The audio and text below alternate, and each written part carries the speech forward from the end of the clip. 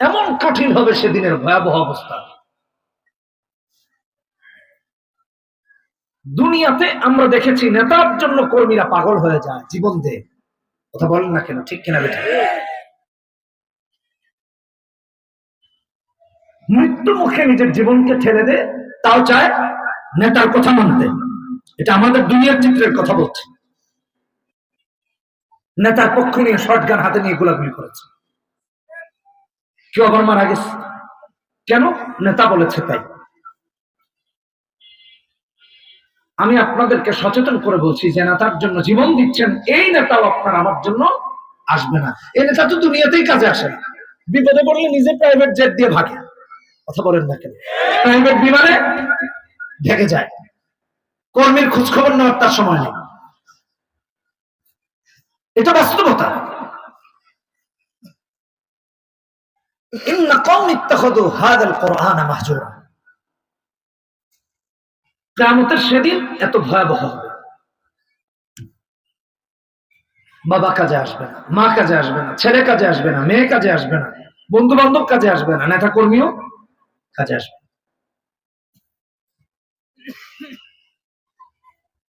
নবীজি সেদিন কি অভিযোগ করবেন? মুহাম্মদ সাল্লাল্লাহু আলাইহি ওয়াসাল্লাম অভিযোগ করবেন। নবীজি হলেন বিচার দায়েরকারী, আল্লাহ হবেন বিচারক।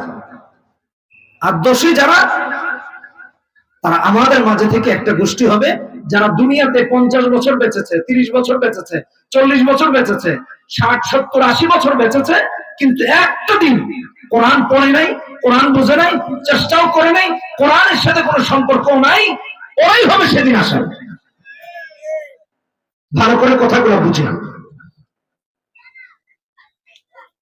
ইন্না কওমি ইত্তাখাযু হাযাল কুরআনা মাহজুরা। নবীজি আল্লাহর কাছে অভিযোগ করবেন যে আল্লাহ, আমার এই উম্মত দুনিয়াতে কোরআনে কারীমের সাথে সম্পর্ক রাখে নাই, কোরআনকে পরিত্যাগ করেছিল, এদেরকে ধরো জাহান্নামে। কোরআন নিজেও আপনার আমার বিরুদ্ধে দাঁড়িয়ে। চিন্তা করে দেখুন তাহলে কত ভয়াবহ অবস্থা।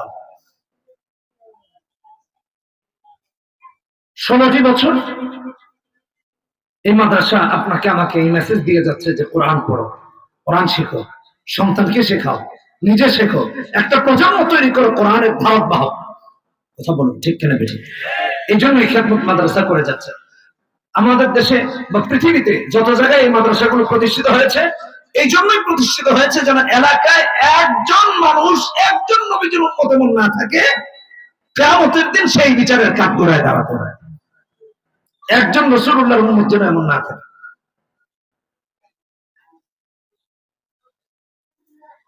আমার বন্ধুগণ, কিয়ামতের দিন মুসিবতের সময়, যেদিন ভাই কাজে আসবে না, বন্ধু কাজে আসবে না, প্রতিবেশী কাজে আসবে না, পড়োশী কাজে আসবে না, নেতা কর্মীও কাজে আসবে না, কলিজার টুকরা বাবা মা, দুনিয়াতে যেই বাবা মা সন্তান যদি গাড়ির নিচে পড়তে নেই, বাবা মা জীবন দিয়ে সন্তানকে উদ্ধার করে কিনা জুড়ে বলেন। এই বাবা মাও ছেলে মেয়েকে দেখলে আরেক দিকে দৌড়াবে। না জানি ছেলে একটা নেকি চেয়ে বসে কিনা, না জানি মেয়েটা একটা নেকি চেয়ে বসে কিনা। এমন সন্তান, এমন বাবা মাও বাবা মাকে দেখে, বাবা মা সন্তানকে দেখে দৌড়াতে থাকবে আনাফসি আনাফসি বলে। যেদিন আপনার আমার সবচেয়ে বেশি প্রয়োজন হবে মুহাম্মদ সাল্লাল্লাহু আলাইহি ওয়াসাল্লামের শাফাআত, রাসূলুল্লাহ সুপারিশ, ওই দিন কিনা আপনি আর আমি দেখতে পারবো পৃথিবীতে থাকাকালীন, দুনিয়াতে বাঁচাকালীন কোরআন পরিত্যাগ করার কারণে সেই নবীজিও আপনার আমার বিরুদ্ধে আল্লাহর কাছে বিচার দায়ের করবেন। বিচার হলো এটা, একটু দেখুন, বিচারক হবেন স্বয়ং আল্লাহ, নবীজি হবেন বিচার দায়েরকারী, অভিযোগ প্রদানকারী, আর উম্মত হবে আসামি। বিচারকের যিনি বন্ধু, আর তিনি যদি আল্লাহর কাছে বিচার দায়ের করেন, এখান থেকে বাঁচার আর কোনো উপায় এই উম্মতের জন্য হবে না। আর উম্মতের পক্ষেও দাঁড়ানোর মতো রাসূলুল্লাহর বিরুদ্ধে কিয়ামতের আগে পরে কোনোদিনও কারো সুযোগ হবে না, ঠিক কিনা বেঠিক? কি ভয়াবহ হবে একটু চিন্তা করে দেখেন। ইন্না কওমি ইত্তাখাযু হাযাল কুরআনা মাহজুরা। নবীজি অভিযোগ করবেন কোরআন না জানার কারণে, কোরআন না পড়তে পারার কারণে, কোরআনের সাথে সম্পর্ক না থাকার কারণে এই অভিযোগ নবীজি করবেন। একটু মনে করে দেখেন তো, আমাদের এখানে যারা আছি অধিকাংশ জন আমরা কোরআন পড়তে পারি না। অধিকাংশ যারা মাদ্রাসায় পড়েনি তাদের অধিকাংশ কোরআন পড়তে পারি। বলেন তো, যদি এই অবস্থায় মৃত্যু হয় তাহলে তো সেই দলে আপনার আমার জায়গা হবে, সে আসামিদের কাতারে আপনার আমার জায়গা হবে, অভিযুক্তদের কাতারে আপনার আমার জায়গা হবে। আল্লাহর কাছে কি জবাব দিব একটু চিন্তা করে দেখি। সেদিন বাঁচবো কিভাবে একটু চিন্তা করে দেখি। আমার বন্ধুগণ, শুধু এটুকুই না, এই মহল্লাটা একটু খুঁজে দেখেন, মহল্লার অলিগলি বাড়িগুলো একটু তালাশ করে দেখেন। এই মহল্লাতে এমন বহু বাড়ি আছে যেই বাড়িতে শেষ 20 বছরেও কোনোদিন কোরআন পড়া হয় নাই। এমন বহু বাবা আছে যে 20 বছরে কোরআন পড়ে নাই। এমন বহু সন্তান আছে 20 বছরে যে কোরআনে কারীম হাত দিয়ে ধরে নাই। এমন বহু কন্যা সন্তান আছে শেষ 20 বছরে 2004 থেকে 24 পর্যন্ত কোনোদিন কোরআনে কারীমের তিলাওয়াত করে নাই। আমাদের বহু স্ত্রীগণ আছেন 20 বছরের শেষ কোনোদিন কোরআনে কারীমের তিলাওয়াত করেন নাই। আছেন না নাই জোরে বলেন। টেলিভিশন প্রতিদিন দেখে, মোবাইল প্রতি সেকেন্ডে সেকেন্ডে দেখে, সবকিছু তার ঠিক আছে, শুধু কোরআনের সাথেই দূরত্ব তৈরি হয়ে গেছে। শুধু কোরআনের সাথে দূরত্ব, আর সব ঠিক আছে। সিরিয়াল বলেন, সিনেমা বলেন, মুভি বলেন, ড্রামা বলেন, সব ঠিক আছে, কোরআনের সাথে শুধু সম্পর্ক নেই। ইন্না কওমি ইত্তাখাযু হাযাল কুরআনা মাহজুরা। সেদিন আপনাকে আমাকে রবের সামনে এই অভিযোগে দাঁড়াতে হবে, এই অভিযোগে অভিযুক্ত হবে। ইন্না কওমি ইত্তাখাযু হাযাল কুরআনা মাহজুরা। এজন্য আপনাকে আমাকে কোরআন শিখতে হবে, আর এই কোরআন শেখার জন্য এই মাদ্রাসাগুলো প্রতিষ্ঠিত হয়েছে।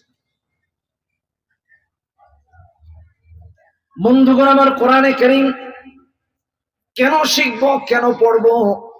সংসদ থেকে নিয়ে সমাজ পর্যন্ত, গ্রাম পর্যন্ত, ঘর পর্যন্ত, মাশরিক থেকে মাগরিব আর শিমাল থেকে জনুব পর্যন্ত কেন কোরআন দরকার? কারণ আল্লাহ রাব্বুল আলামিন বলেছেন, শাহরু রমাদানাল্লাযী উনজিলা ফীহিল কুরআন হুদাল লিন-নাসি ওয়া বাইয়িনাতিন মিনাল হুদা ওয়াল ফুরকান। গোটা বিশ্ববাসীর জন্য, তাম পৃথিবীতে যত মানুষ আছে সমস্ত মানুষের মুক্তির জন্য আমার আল্লাহ কোরআনে কারীমকে বানিয়ে দিলেন পথ নির্দেশনা। সুবহানাল্লাহ। কোরআন যারা পড়বে, কোরআন যারা বুঝবে, তারা দুনিয়া আখিরাতে সফল কাম হয়ে আমার আল্লাহ রাব্বুল আলামিনের জান্নাতি হয়ে যাবে। কারণ এটা মুক্তির পথে। যারা কোরআন পড়ে দুনিয়া আখিরাতে তারা মুক্তি পেয়ে যায়। কোরআন আপনাকে আমাকে আলোকিত পথ দেখায়। এই পৃথিবীতে আপনি আর আমি মুসাফির।